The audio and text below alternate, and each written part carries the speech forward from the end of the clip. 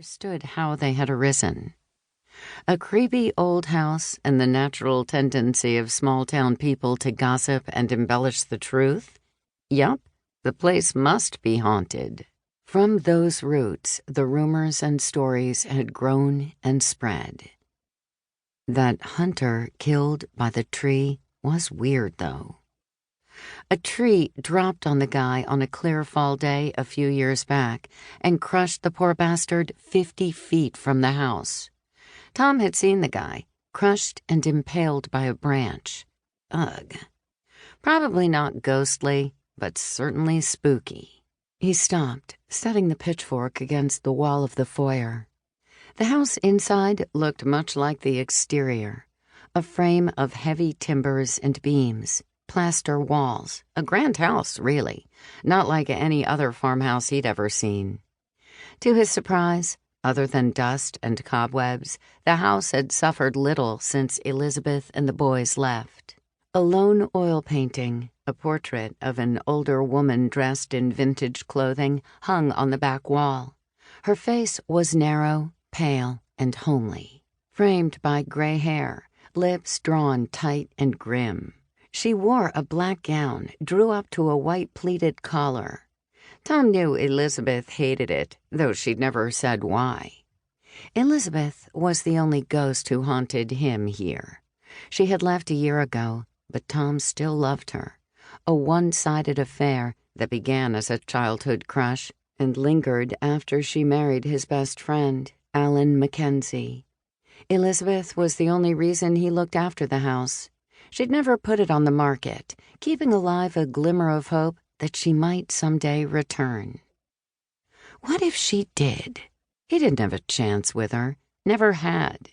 He could still picture her, felt a resonant longing whenever he thought of her. A spasm of guilt twisted in his stomach when, as an afterthought, he remembered Sally. Sally was his girl and things were serious, but Tom suspected Sally knew she was his second choice. Sally was like that. She just knew things, always had. In some ways, she was spookier than the house. Elizabeth had never been back, never called. Tom thought they were friends, but felt abandoned now, though Alan's death had been hard on her. In all fairness, maybe she couldn't face the house yet. The place felt deserted, yet he now heard a low, steady beat, like the muffled bass of a boombox. The sound seemed to be coming from upstairs, toward the back of the house. No voices, no footsteps, just that steady, low-frequency pulse. Given the attack last fall, apprehension tingled in his belly. He didn't need this aggravation and was behind on his field work. Better to walk away. But he couldn't.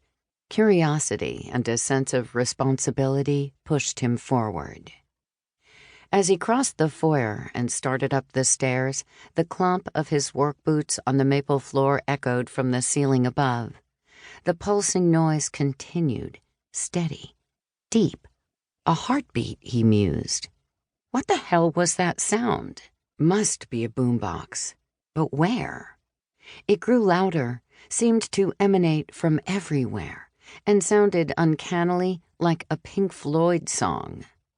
Goosebumps rippled up his arm to his neck, the tickle of cold fingers playing over his skin, a creepy, invisible touch of fear and anxiety.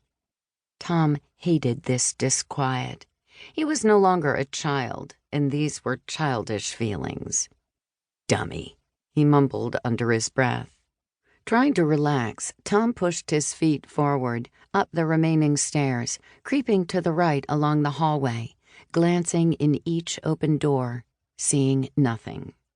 His senses seemed amplified, the musty odor of the old house, the surreal light filtered by dirty windows.